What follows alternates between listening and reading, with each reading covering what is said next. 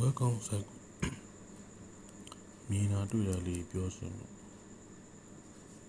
နော်ကြိုင်ကစားကွဲကောင်းတော့ပါလေဒီသုံးလုံးပေါင်း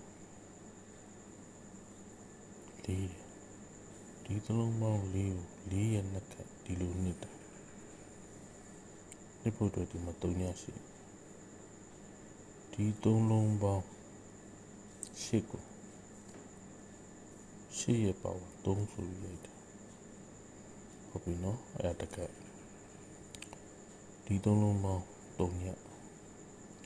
ခွန်ရဲ့လေးရဲ့9ရဲ့ဒီသုံးလုံးပေါင်း3ည3ညရဲ့နှစ်ခက်ကို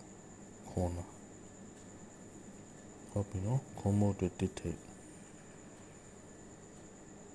တွေ့လာမယ်နော်ခွန်မို့အတွက်တစ်ထိပ်ခွန်ရဲ့လေးရဲ့3ညဒီသုံးလုံးပေါင်း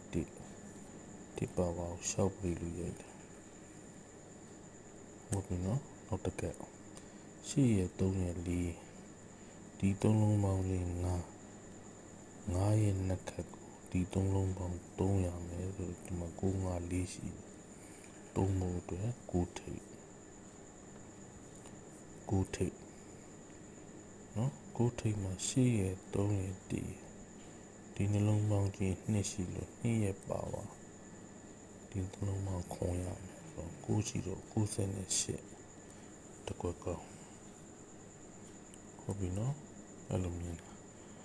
ပြောတာပေါ့တွေ့ရတဲ့ဟိုအများကြီးဒီနက်ကတ်တွေပြန်ပတ်မဲ့ဆိုအများကြီးပဲနော်မခွန်လေး1ရဲ့နက်ကတ်8ချစ်တုံး1နော်မချစ်တုံး1ပါရလား2ရဲ့နက်ကတ်4ဒီမှာ9ရဲ့3ရဲ့1ရဲ့နက်ကတ်8မဲ့ဆို3ထိပ်လက်ရှိဒါပေမဲ့ကျွန်တော်ခွန်ပရိကိုဆွဲစီရှိနော်ခွန်ပရိမင်းကခွန်ပရိမင်းခွန်ပရိထဲမှာယူထားတာမင်းက61 98 34ဟုတ်ပြီနော်အဲ့တော့မွေးကင်းမှာလာကိုက်နေပြီလေ19 34လေးလုံးခွေမှာ